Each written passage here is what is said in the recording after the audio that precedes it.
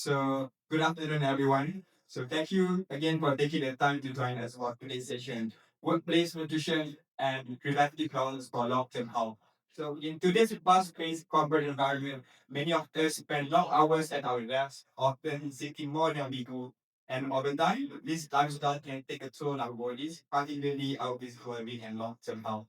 You may have experienced this yourself, back stiffness after a long day, reduce energy levels, might have to talk about or a resistant sense of nothing that doesn't seem to go away.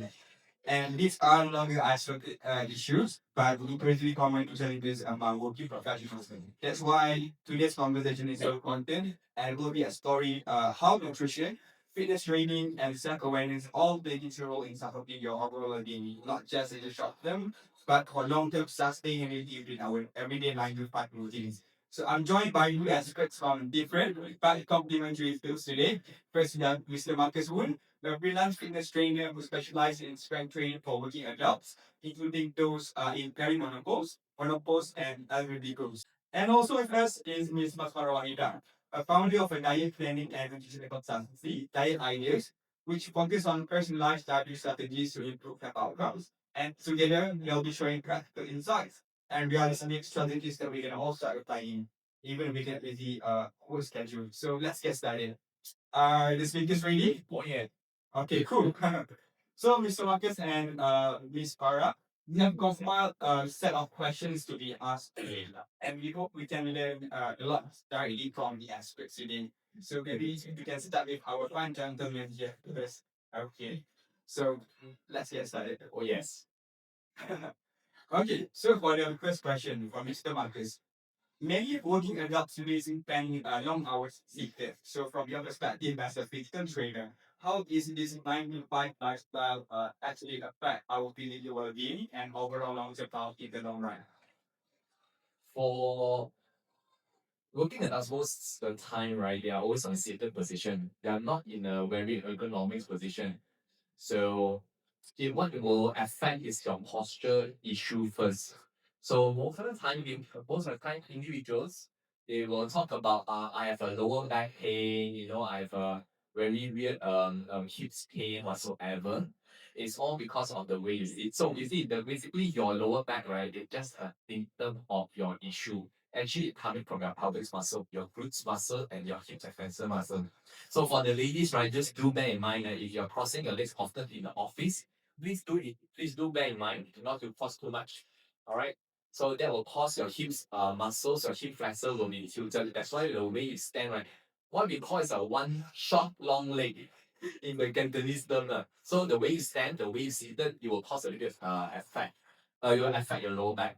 So because of your ergonomic, if you're seated most of the time you slouch and you're facing the devices, your phones all day like this, your chest muscle, your front shoulder is all tightened up. So what happens to the tight muscles?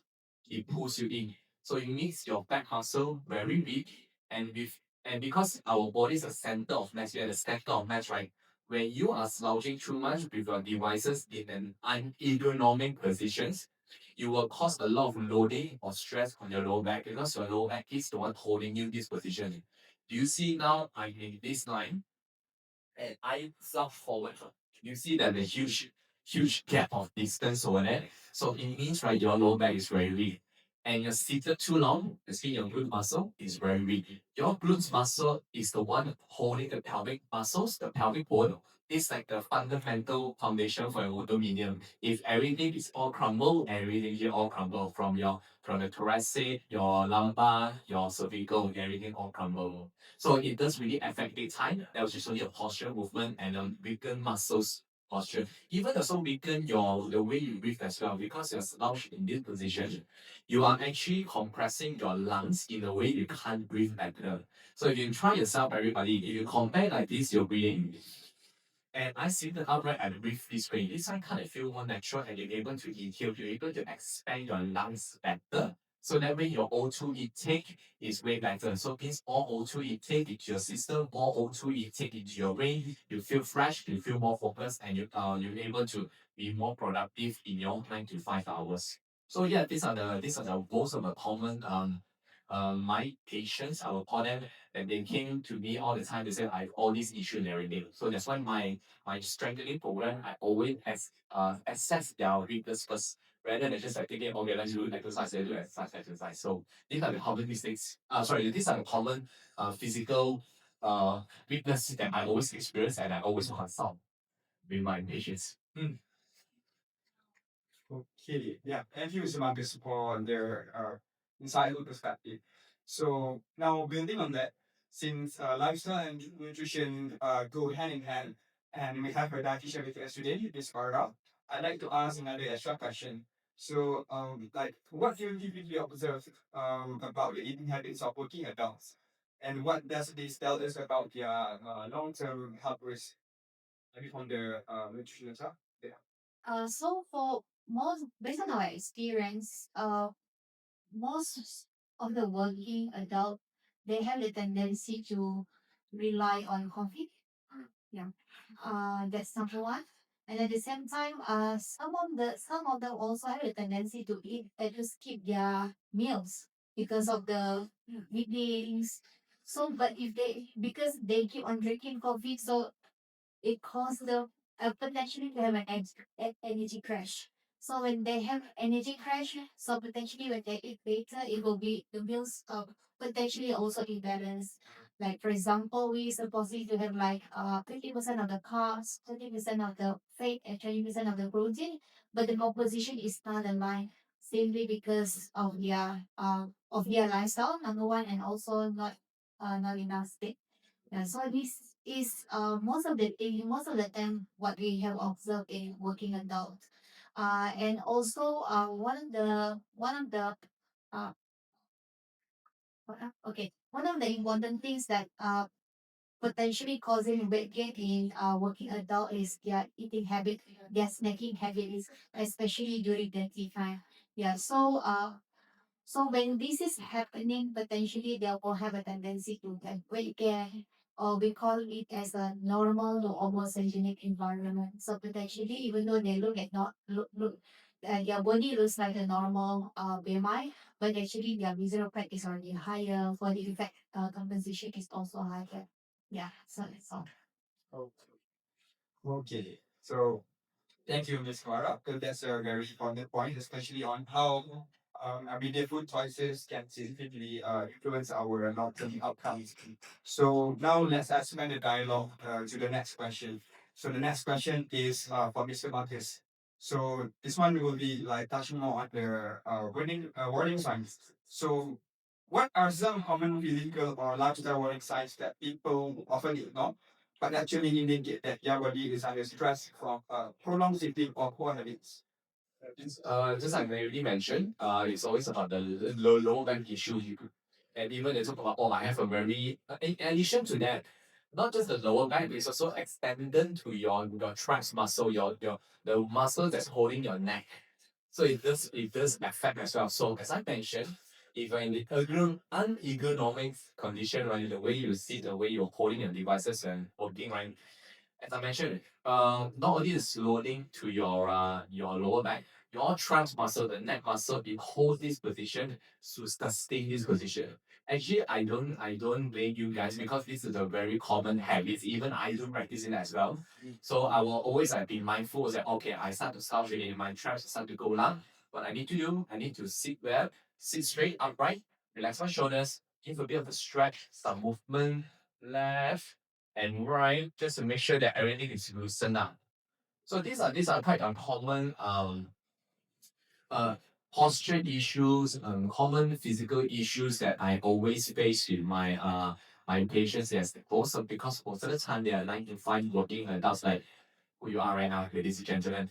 That's just only the upper body. And you're talking about the lower body, right? It's what we call a sciatica. Does anybody knows what a sciatica means? Just ignore, okay lah, it doesn't count lah. So the sciatica means right, the nerve coming from your ankle all the way to your pelvis, right? That is like a numb spiking on your nerve system. Do you feel that sometimes? Yeah. Then you have to be very careful already. If no, that's me, congratulations, you guys are in on the same hands. The reason is very simple. When you are on a seated position, right? Your overweight and of course for ladies, I would say most of the time are ladies because right when you're in the heels position, and that's why your calf muscle is tightened. It pulls your ankle muscle, your ankle tendons and the muscles. That's why it will affect your hamstring, it will affect your glutes, it affect your lower back. You try to imagine this, something is so tight, it pulls you. How will happen? It become very rigid, right? So the way we sit, we're always on a 90 degree, like all the participants, including myself, are having. And sometimes when we eat, right, we also unconsciously we like to flip our leg at this. Oh, we imagine gonna eat that. We should flip our leg like this. This one cause all the tightness for the long term. It will also affect your pelvic muscle. It will also the lower back. And because of the tightening of muscles without loosening it up, it will cause that specific nerve to be a bit numb or spiking pain. That is a more of a pre-indicator for sciatica pain. So that is why so that is another that's I would say the total overall common body struggles or issues that they are facing most of the time. Okay. So thanks for so maybe for the attendees, you can have a subchat on these lines about sciatica. And following up with the next question also to Mr. Marcus. So let's say for someone with a packed work schedule, what are simple realistic exercises or movements they can incorporate during working hours to support their muscle health?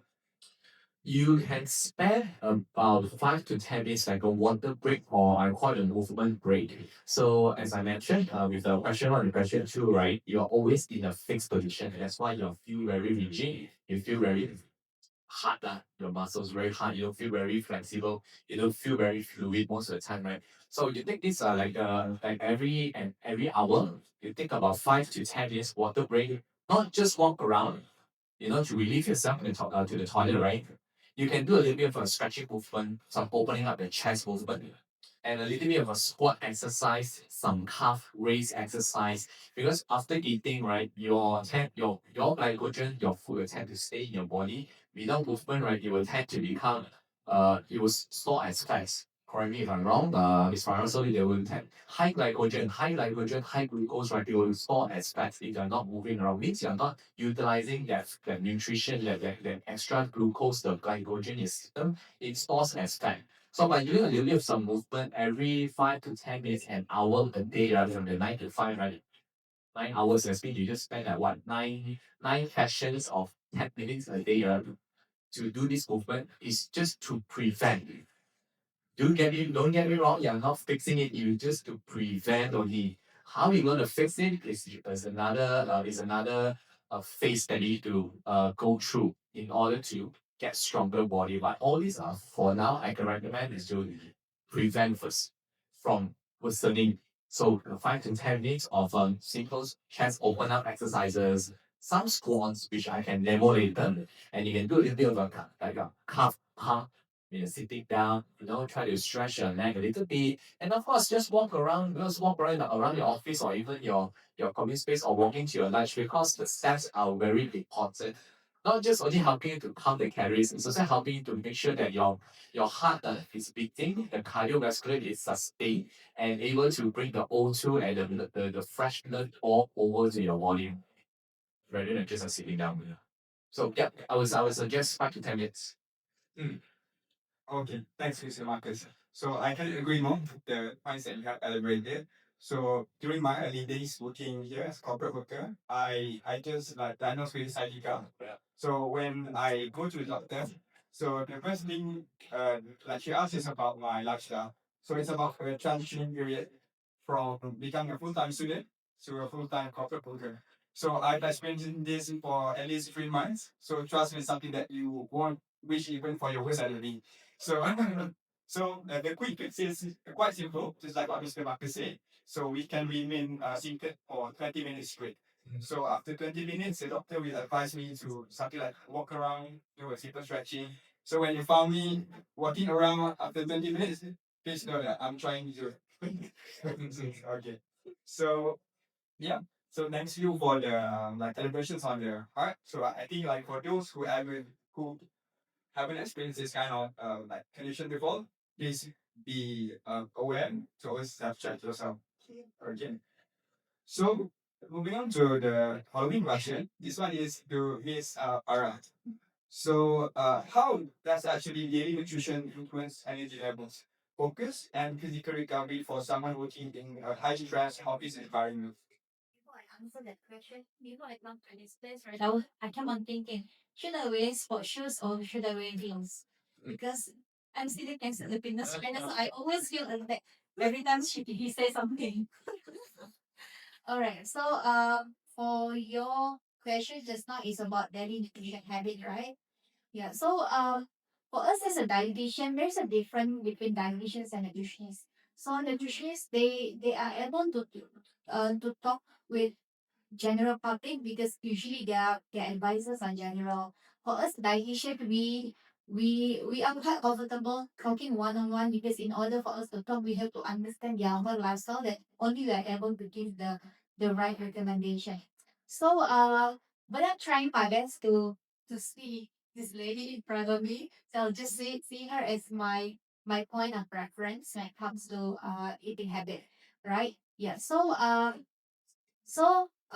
the question is daily nutrition influence energy levels. Yeah. So for us when it comes to daily nutrition, it's always start at what time you sleep because when if you sleep late potentially it will affect how you eat in the morning. Yeah, for example, if you eat at, if you sleep at around 3 a.m, so in the morning maybe you wake up around 11 a.m. Yeah, so it's almost close to the lunchtime already, so your chrononutrition is also affecting. So what does it mean by chrononutrition? It is what time you eat and what time is your meals time. Yeah, so it will affect your energy level. Yeah, so that's number one. And then secondly, daily nutrition habit is of course as a technically you have to understand that it has to be balanced. Like has carbohydrate, has protein, and has fat. Okay. But what is balance and what is healthy eating is actually depends on the individual. So that's why we don't usually say healthy eating, but we call it as eating right. Yeah. So healthy eating for me, usually healthy eating for person A and person B is different. Yeah. Person if we usually normal advice they ask us to eat like uh green leafy vegetables. But maybe for person B, if they eat green leafy vegetables, they won't easily have a heart attack, right? Because each of the person they have their underlying conditions. Yeah, so daily eating habits that influence energy level is they have to understand your body first. Yeah, so that's why we always recommend do blood tests. Yeah, then only you know how is your daily eating habit should be. Yeah, too general, right? Yeah, I'm trying my best to understand to let you understand what you should do before you talk about eating habits. Yeah. Okay, thank you, Ms. Mara. So I think also with something that we can also agree is about the personalization. So there's no such thing as one size fits all. So you can consider things like blood tests, and also we have DNA tests also nowadays. So to get a proper understanding of your body's needs by DNA guide. Okay. So moving on to the next question. This one is for Mr. Marcus. So, from your point of view, do the wellness needs differ for different groups, such as younger professionals, mid-career adults, and career professionals, or older individuals? If so, then how? They are different. Because of the age range, that's one, and because of the perimenopause and the menopausal stage is where your estrogens are depleted. That means it will affect your you will have a higher chance of osteoporosis. That means your bones will get weaker. So it doesn't. It okay because I'm coming from a strength and movement as a coach, strength and movement coach. The movements are just the same. The only difference is that how much of intensity or the weight loaded to my patient's movement. So we're talking for elderly adults, what the elderly are lack of coordination. They need a lot of dependency. They need a lot of support, whether from the caregivers or relatives or wherever. So they're lacking on coordination. That's mean I need to exercise their coordination. by doing a very simple step up and step down on the stairs just to make sure that their body are adapted to the movement. And then from there, I can talk about strengthening or what I call a progression on improving that movement once you improve that coordination. For perimenopausal and menopausal stage, I will focus more on standard resistance training or strength training. And what I mean as resistance training, right? There's a two variables. One will be your body weight, and one will be your hitting in the gym. So when you're hitting your body weight, your body is really adapted to your pressure to the impact already. So which means you're already plateau. You already hit the level, already hit the wall that you can't progress, you can't get stronger. I feel like, hey, I'm stagnant already. So that is the next phase you're hitting the gym to have that more accessible weights to improve, to increase your intensity, to load your muscles, to grow it. Because overall, right, working younger allows perimenopause and elderly, right, what do they really need is a stimulus. The strength training is acts as a stimulus to stimulate your muscles to contract, to produce the hormones, what we call the myokines. And especially one of the hormones in the myokines is called the IL-6, interleukin 6. And all this only can produce when you contract your muscles, and that is how that's a that's the benefit of having a muscle mass when you start to exercise doing strength training. Not only it does strengthen your muscles, your bones, your tendons, your joints. It's also helping improving your mind and your muscle connection. Be very mindful of your body is recruited to do that movement. Which later I can share some tips and hacks on how to improve your squats and your legs later on, yeah, ladies and gentlemen. And also by producing the in six through strength training, you will not only will get healthier and stronger. I think Miss Farah will agree that food wise, you can actually regulate your insulin well if you do your strength training. That is just one of the benefits of doing a strength training to regulate your insulin. So your HbA1c count in your blood test later on, right, will be very awesome. So that's all I can share, but there's plenty of share, but of course, due to the time issue, this is I think this is a very important the elements right there. My audiences or my patients, everybody need to know is that right. Strength training is not just only looking good, get a nice eight times for the summer body, etc. That's just only that's the secondary. But my priority is that everybody to get stronger, to have a sustainable lifestyle, able to enjoy time with your kids, your grandkids, your loved ones, without any pain and without weaknesses. So that's where my philosophy of strength training comes from. Okay, thanks, Mr. Marcus, for the well articulated answer. So for the next question, this one is meant for Miss Farah. So now we're touching on the like healthy eating habits. Okay. So how can busy working adults maintain healthy eating habits in a practical way, especially when first tapao meals can be unhealthy or expensive, Yes. and meal ramping, let's say for one whole week, may affect their freshness and also their nutrition. So I believe here we have two teams here, Team Bakal and Team Tapao.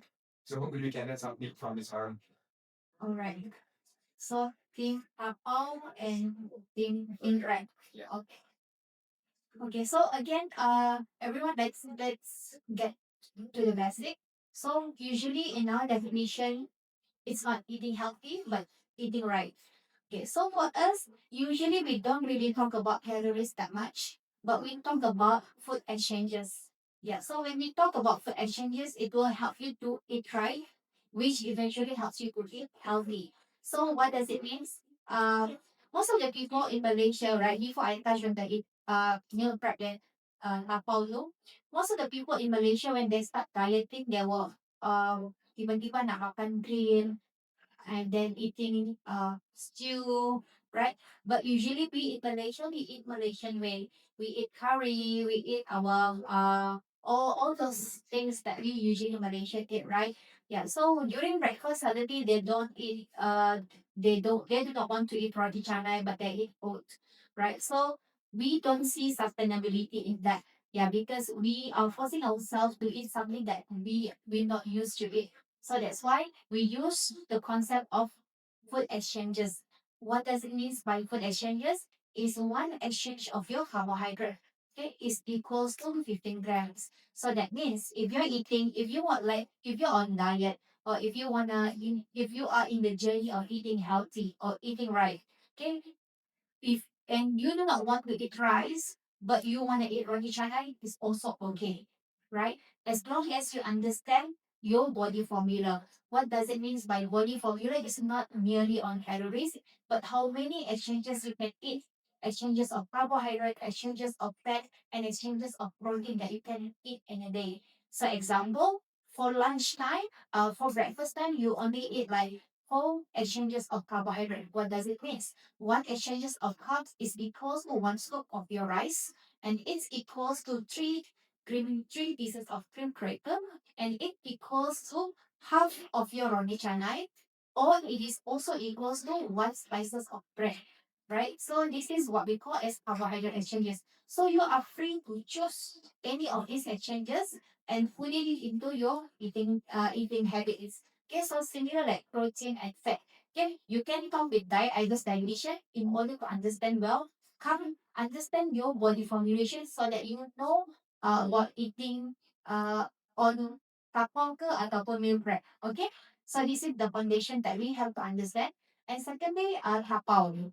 Okay, so when you talk about the food, the concept is very cliche lah, right? You have to eat your carbohydrate, you have to eat your protein, you also have to eat your apa lagi? Your fats as well as your fiber, right? So I think everyone is already understand this, right? So you don't have to worry on the type of food. Is also whatever you eat is actually what's right for your body already. Okay, but in order to know is it really right, you have to do your blood test first. Okay, and secondly, hydration. Hydration is very important. It doesn't matter if you really eat healthy, eat right, but if your body doesn't really hydrate it well, it also doesn't do any wonders to your body. Okay, now we talk about the meal prep.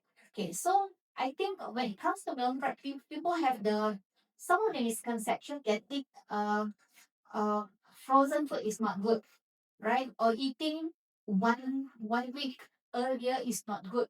So it depends on how you eat and how do you store the food, right? The concept of food preparation is just similar. It's you froze it, okay? When you freeze it and then you will panaskan balik. So it's already the bacteria will gone, but at the same time nutrients is either there or is either not there. Right? So it depends on your eating, it depends on your what cooking technique. Okay, so for meal prep, you don't have to prep your whole meals for the whole week. Just start with simple things. Just prep your sayur or vegetables or salad. That's it. And then the rest you can just take it outside. My opinion. Thank you. Okay, so thank you, Miss Farah. I feel personally a lot about the about the about the change in the diet because me personally I've tried to like the keyword is food exchange and sustainability. I've tried to exchange my daily carbohydrate that you take with oats, but it doesn't sustain in the long run. And heading for your audience also we can try to strike the balance and we can see the between convenience and nutrition in our daily routines. So, mm, moving on to the next question. Now that we've understood the challenges, now let's shift towards the solutions. So the first question is to Mr. Marcus. So many professionals struggle with consistency. What are small sustainable habits and movement that people can realistically stick to long term? When it comes to strength and movement, right, the movements are it's actually it's like this, and really embedded since we're a baby. Kids know how, since they're toddlers, they already know how to squat well compared with me. They really can squat well because, as I'm trying to say, is that the movement is really embedded in our DNA. It's really embedded in our whole ancestors. So what is just that the technologies are so advanced right now. AI is helping us to do everything. That's why we're becoming lazy and relying on too much of technology. That's why we are not moving a lot. Even the way we grab food and everything is all about grabbing food and everything. Compared with our ancestors, we fight and need to move for food. We need to hunt. So it's very simple, but the problem is that with the technology is so advanced and social medias out there, people like to tell you that, oh, it's getting more sophisticated and so on and so forth. You need to get this kind of ideas, you need to get this kind of program, you need to get this kind of technology, you need to get this kind of devices to get you moving. But we are moving actually. I see so many of you right now. You'll be walking around in this hall right now, and you're working. The moment you wake up, you go to your bathroom, you make up, you groom yourself up, you wash up, you drive your car, you take you're walking to your MRT, walking to commute, walking to your old place. It's really embedded in your system already. So you don't need all these fancy gears or wearables and kind of, oh, you should move. Okay. So what I'm trying to say is that in short, right, ladies and gentlemen, it's all about getting yourself move more first. You're talking about walking a lot, spend do a little more house chores, something that is you feel to do something. Even like as I mentioned, so it's all about creating finding that simple solution. That actually is like finding the right things that is suitable for you. If you are a sports person, have more sport with your friends, pickleball, paddleball, badminton, anything, even tennis. If you happen to like you walk a lot or jog a lot, keep going. That is the movement. That is what I am looking for right now. Because the fundamental of strength training is that I want you to get movement first. Your body is very fluid with no restriction, no rigidness, right? Then you can talk about strength training. So that is my first criteria of building a sustainable habit first is to get yourself moving. So that is my first recommendation. My highest recommendation is to all the individuals who doesn't move a lot. Okay, so thank you, Mr. Marcus. So the keyword is sustainability. So I think Mr. Marcus has covered for on the maybe on the prevention part. So maybe on the other side of story, uh, we can hear more from Miss Farah's take as well. So for those who are already managing some of the chronic diseases, what are like few initial steps that can be done to sort of reverse their condition? So I think those who are already managing chronic diseases, the first thing, the initial step that they have to understand is they're aware and they want to make the changes. Yeah, so if they do not want to do that, it doesn't matter whatever advices or whatever things that we do, it also won't bring wonders with them. Okay, so number one, those who are managing chronic diseases is of course do blood tests. Because without real health data, your own data, we don't know how to start and we don't know where we are going. Number one. And secondly, is also get support from your friends and family. And then before and then the thirdly of course diet ideas lah, right? Okay, so maybe you can get help from the expert. Yeah, so expert dietitians, nutritionists. We are talking about nutrition because simply because most of the chronic diseases is starts from their diet. Okay, and at the same time, it can be improved through their diet. What Marcus mentioned about insulin sensitivity can be improved through strength exercise is correct, and at the same time, most of the diseases can be reversed also through nutrition, but with condition that they have to do it early.